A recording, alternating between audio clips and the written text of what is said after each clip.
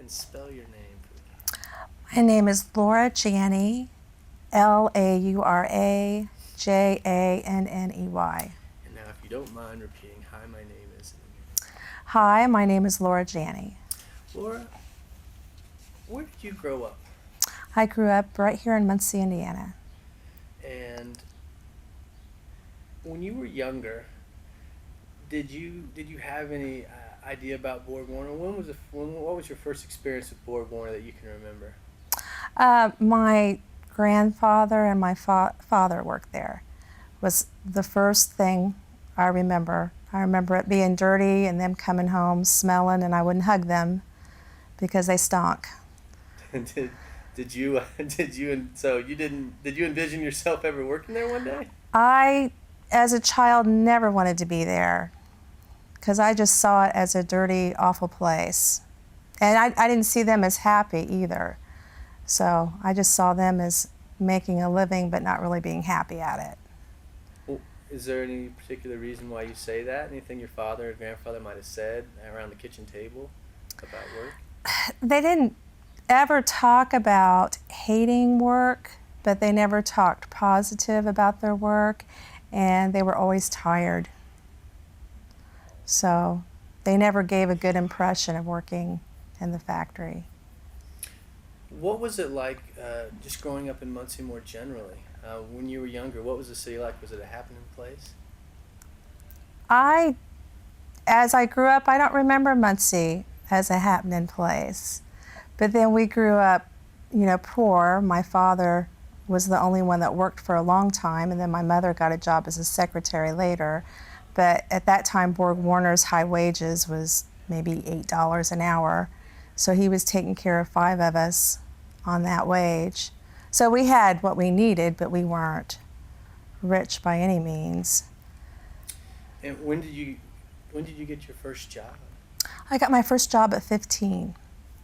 I lied about my age and went to work at Ball State in the catering service. And kind of, if you can, take me through the progression that brought you to BorgWarner. Well, I did that. I did the Ball State job for quite a while, and then I moved downstairs on what was called the Tally Ho, and I was a cashier there for quite a while. And I started college, but I was partying too much and going nowhere. I was kind of stuck in a rut, and so my grandfather got me this job at BorgWarner thinking it would straighten me out. So they called me in. They were hiring in '83, bunches of people in '83, and they called me in for an interview, and I was 22 years old, and I was not going to work there. And I went in with the attitude, I'm not going to work here. And the man who interviewed me, George McKibben, he looked at me and he said, why would I give you a job when there are men with children? Give me one reason. And I said, I wouldn't give me a job. So he said, okay, see you later. And he called my grandfather and said, I'm not hiring her. My grandfather had a fit. And a week later, my grandfather had a heart attack in the plant. And he went to the hospital, and as we knew that he was going to be okay, George called me and said, come into orientation. So I don't know if that was guilt or what it was. What'd they hire you to do? Machine operator. Was that traditionally a male job? How many women were around BorgWarner at that time? At that time, there weren't that many. A lot of the women there were left over from the war. They were older women, and they were working there because they had gone to work there during the war when the men were gone, and they didn't leave. So there were a few older women, but in '83, they really started hiring more women. Now, other than McKibben asking you about being a female or treating you a little differently because you were a female, did you feel any tension at the plant from other male workers when you got home? It was scary for me because people warned me that women weren't treated well and that they would talk awful. And even though I grew up on the south side of Muncie and went to Southside High School, I did not experience much racism until I got there. And I was really floored by some of the blatant racism that went on there. And people would scare me with some of their comments.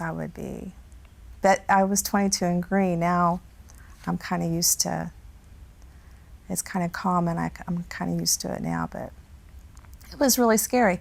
And then they tried to train me on a job that I had to load gears onto an arbor and twist it and put it in the machine. It was a grinding wheel.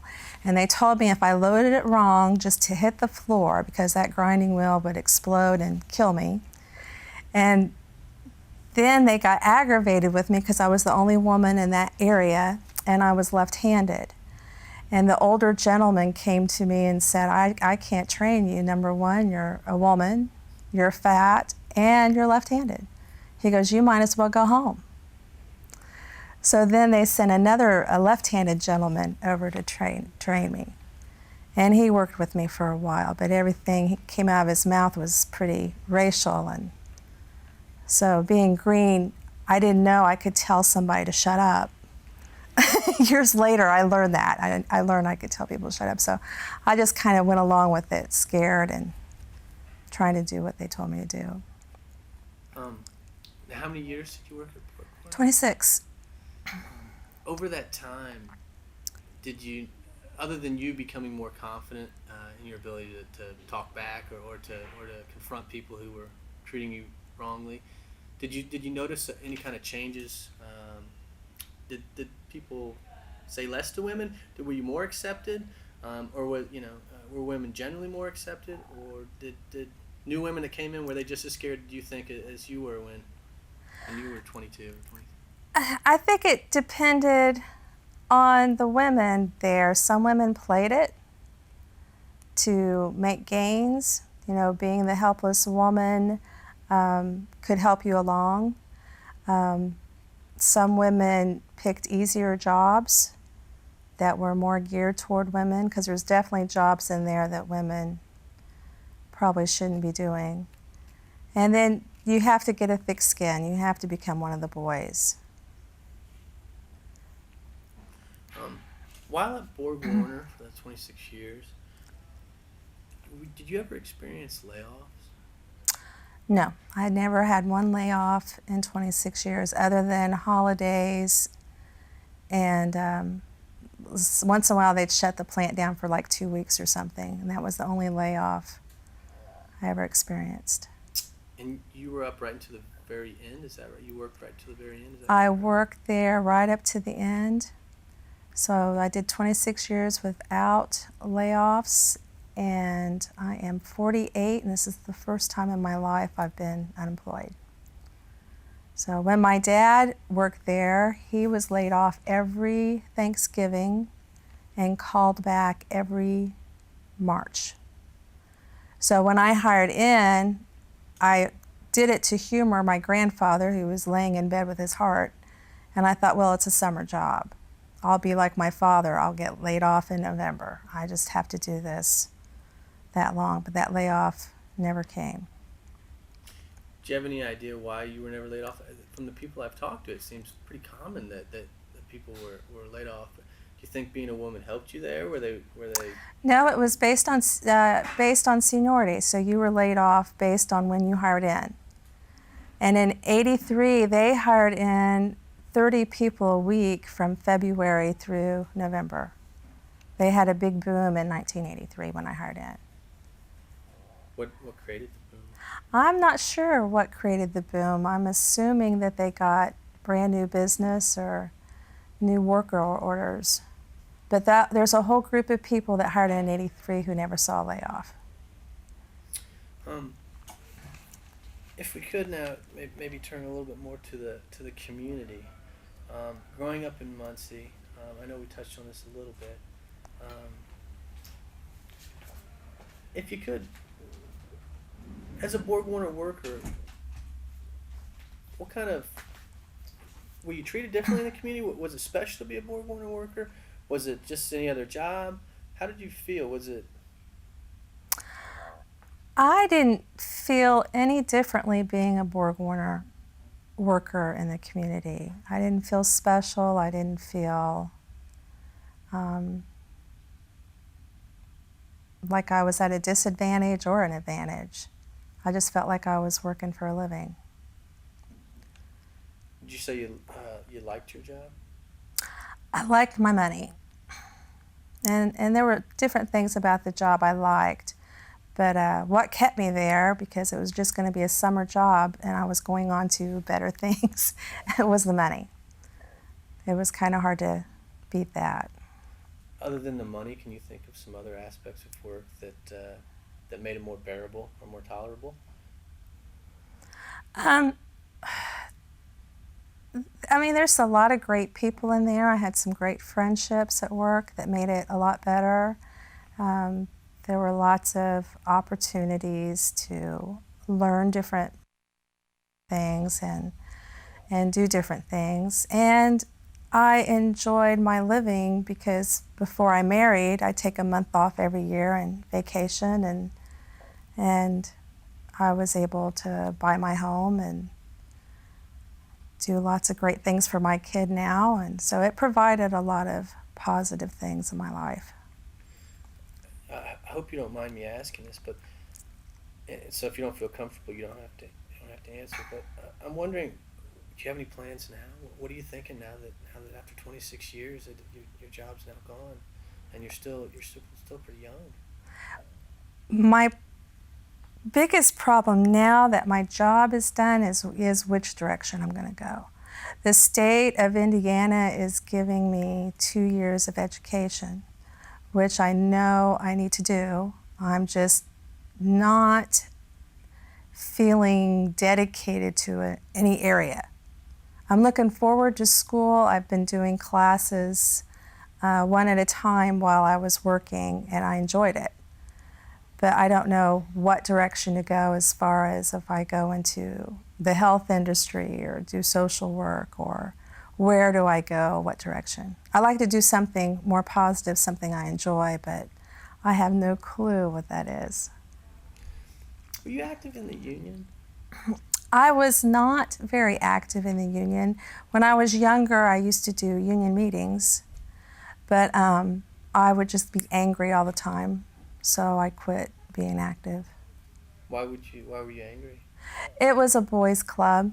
There were certain guys that would dominate, and they would do silly things like pay off somebody's boat with union funds because they were going through a divorce. Or to me, they didn't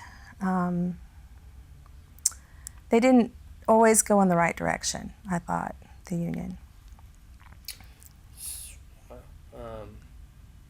So how did you view the effectiveness of the union in representing your interests?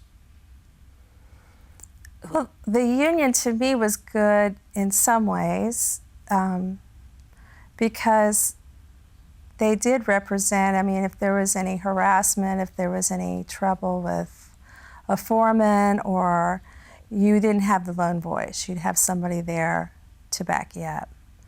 So they were good in that way. But then sometimes, too, I felt like they lost their path by not looking not only into the future, but looking at people as a whole. I felt like there could have been things they could have done, like earlier when we were younger, like helping with childcare or creating a food bank or doing something to help people who did get laid off. What were some of the things that the union did do, if you remember, other than just strictly representing your interests in terms of salary or benefits? What were some of the extra things that the union might have done for the community, if there were any, maybe? I'm sure they have, but I can't think of what they are. Nothing comes to mind. Yeah. In a lot of these interviews, I'd like to ask about labor and management relations. If you could, can you characterize kind of were you always were you at odds, or was it pretty friendly? What were the relations like between labor and management on a daily basis, not just during contract times?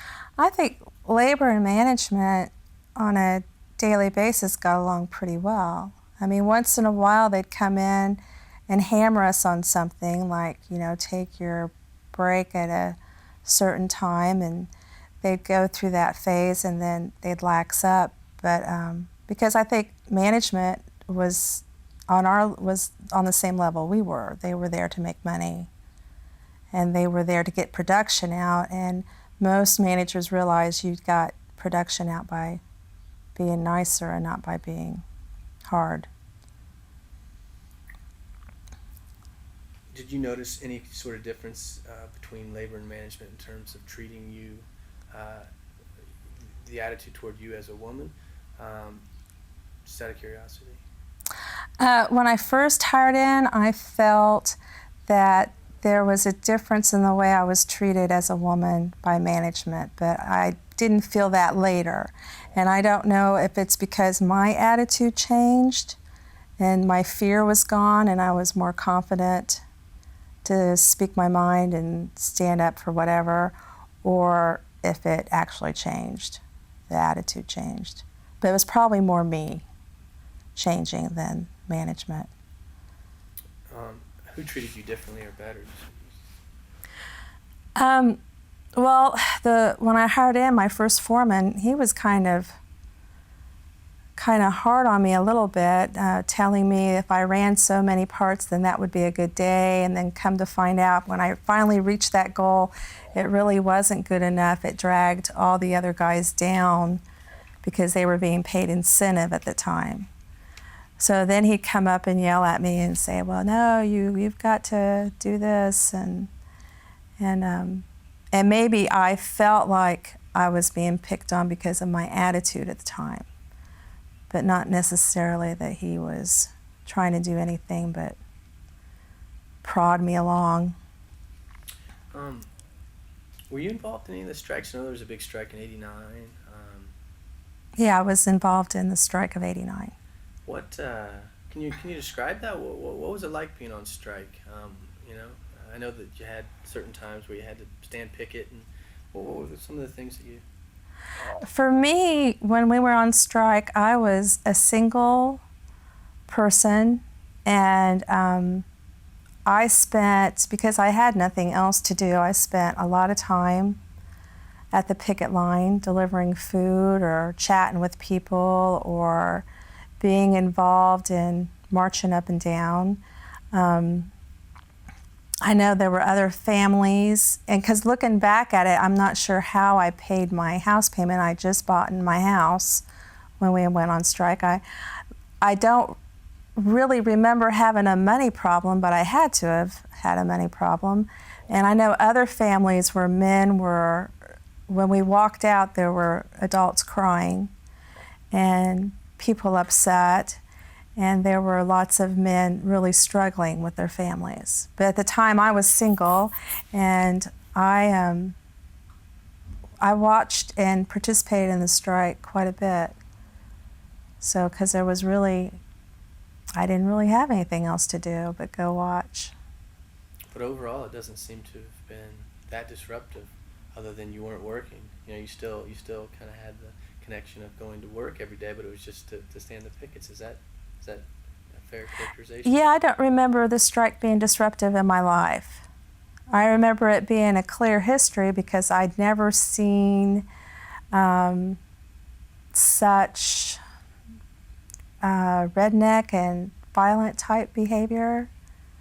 I mean, there was a couple of things where I was out talking to a group of men, and one of my coworkers, who I always thought was just a gentle soul, came up in a picked-up truck and fired shots into the plant window, and it just scared me to death. And then we had other people that were doing silly things like throwing their bodies up against a car and just being, it was just very odd to watch it. Very odd. Whatever happened, without naming names, whatever happened to that person that was shot to the plant? Not one thing happened that was to the people that was shot in the plant, because I don't think anybody would have told on him. I know later on, like in the front gate, they had cameras.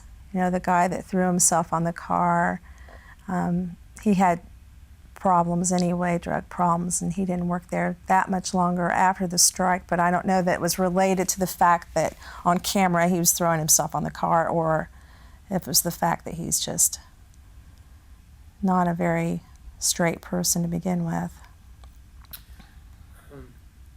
Looking at your family life, this is kind of a broad question, but how, if you can, how did working at BorgWarner affect your family life? Was it good to, you mentioned that later on you got married and you have a child, right? Yeah, BorgWarner's been great with my family life, which is what has kept me in there more than anything, was the money and the insurance. My family relied on the insurance. My husband is uninsured, and so yeah, it helped with vacations. My son's college is set aside waiting on him, and it's really helped a lot.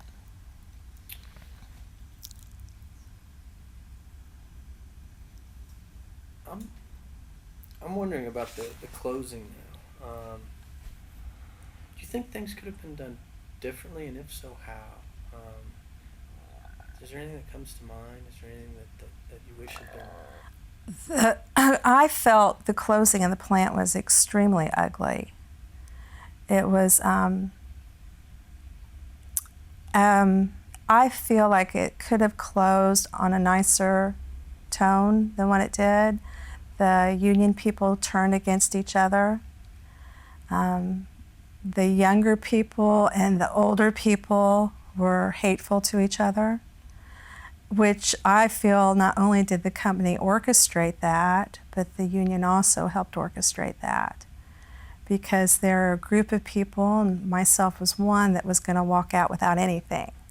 Because contractually, they didn't owe us anything. You know, it's either 30 years or nothing.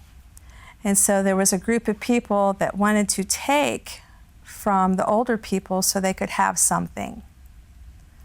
And it just got really ugly in the end. It was very hard actually going in there and listening to everybody. If you can you describe in a little bit more detail what some of the main issues were? You say take from the older folks. What do you mean? And what were the younger folks trying to get out of it? You know, what was the company promising? I just love it if you could give us like kind of your take on what went down there at the end. In terms of the give and take of the union? At the end, or the last 2 years when they announced they were closing, a lot of people didn't really believe it was going to happen, and the union really didn't negotiate believing it wasn't going to happen. And then the only thing the company ever put on the table is we're going to take away insurance of the retirees.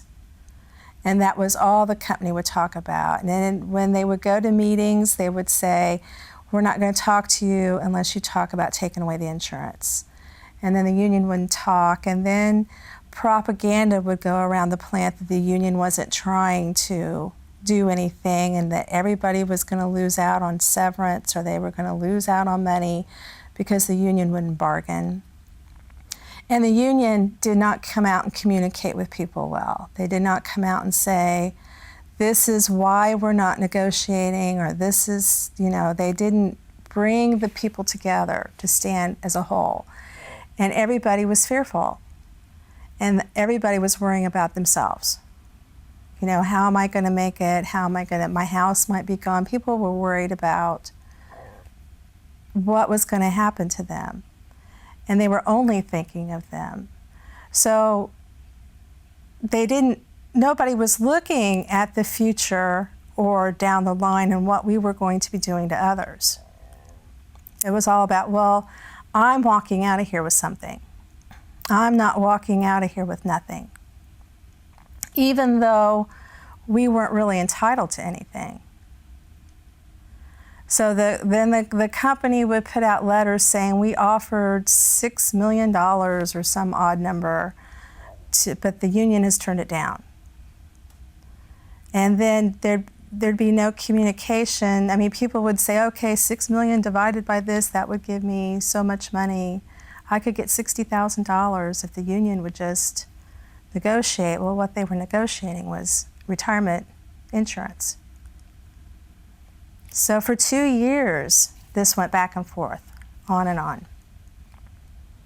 So I think when they announced it 2 years early, which I hear is very rare, that companies usually don't give you that much notice, I feel like it was a mental game that they were playing, letting people be in fear for a while, letting people worry. So it was kind of sad because there would be people walking up to somebody and saying, you need to get out of here. You need to go. And instead of everybody being mad at BorgWarner or everybody standing together, they really turned against each other. It was ugly. Is there somebody in the conversations on the shop floor during this time within the union that was blamed more than others? What were some of the conversations like? I mean, I'm wondering if it was like, well, this person did this, or we've heard things about this Three Amigos. Do you know what? Mm-hmm. Can you describe that? Just we haven't been to talk about that on film. What were kind of the sides here? The union was divided in half. We had a president that was very passionate, and he left. He left the plant. I hear he had a stroke, but I'm not sure. But he got a lot of blame. There would be posters saying that he was closing our plant, that it was him. Like he had control of the corporate. And then the president that stepped into his shoes, he was a good guy, but the chairperson, he was an older fellow who was worried about the retirees and insurance. And then he was up against the Three Amigos, who were, like myself, 83 people who were going to walk out with nothing. So the two groups, because they never agreed, would just go around and feed gossip into the plant. This group wants you to go out poor, and this group is taking away your mom's insurance. And there were some people that cared about that and some people that didn't. So the union played a huge part in playing the game that was set up for them to play, if that makes any sense. Guys, and people either loved them or hated them because they were all about what's in it for me. And when we passed up the deal where we would get $60,000 apiece, I think, and I'm not sure of the number, and then the Three Amigos, the three younger guys, went around saying that these other three union people did this to you. They took away your money. You're going to be walking out poor. You're going to lose your home because these three union guys are looking out for themselves. They're not looking out for you. In the company's role in this, you said announcing it 2 years early created this environment of fear. Can you talk a little bit about how the company played in a little more detail to this? Well, I think the company played a huge part in what was going on in the shop floor because they did announce it 2 years early. And then if they had a meeting or if they met with the union, they would put things out there because when you negotiate, sometimes you start high or low and then you go from there. Well, things would show up out on the shop floor. And I think the company, and they would post things and mail things to our home saying, okay, we offered this and your union doesn't want to talk and we're looking out for your best interest. It's your union not looking out for you.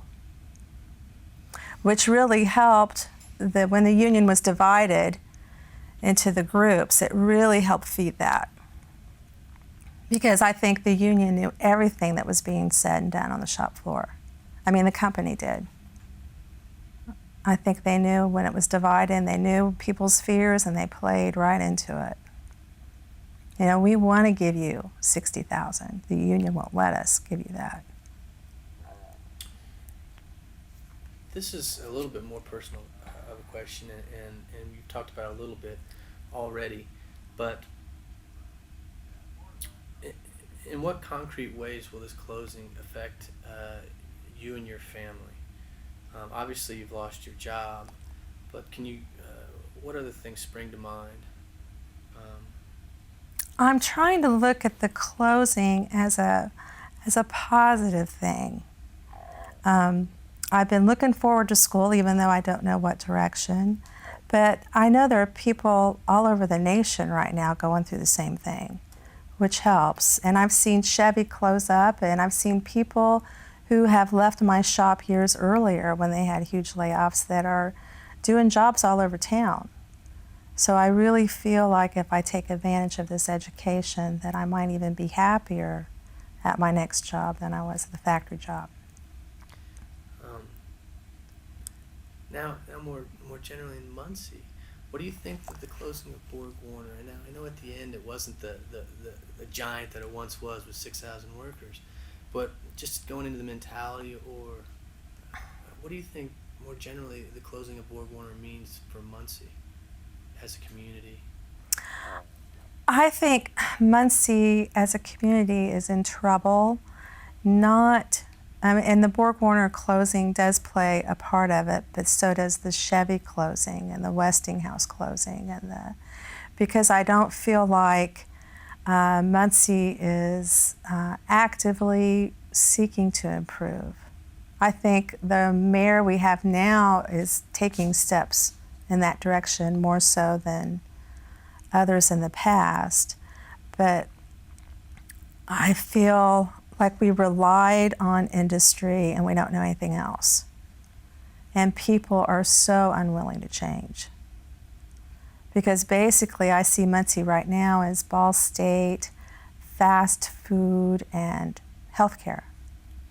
I don't see anything else here.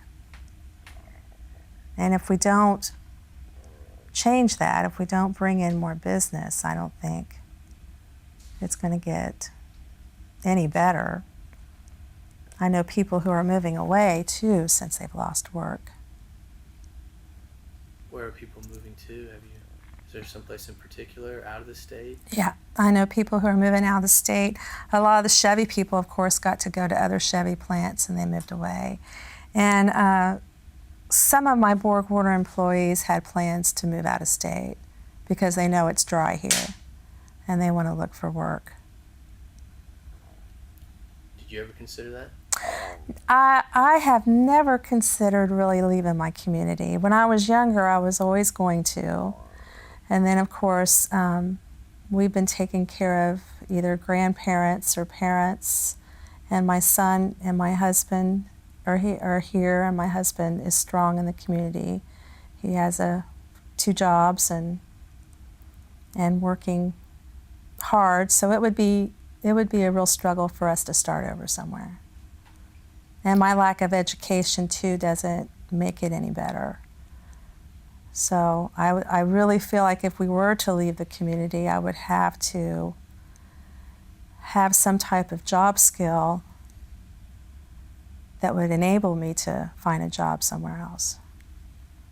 Miss Janney, that's really all I've got to ask today, but at this point, we kind of give you a chance to anything that I haven't asked that you would like to talk about, or anything that comes to mind that you'd just like to say about Muncie, BorgWarner, just to kind of end this, would be great.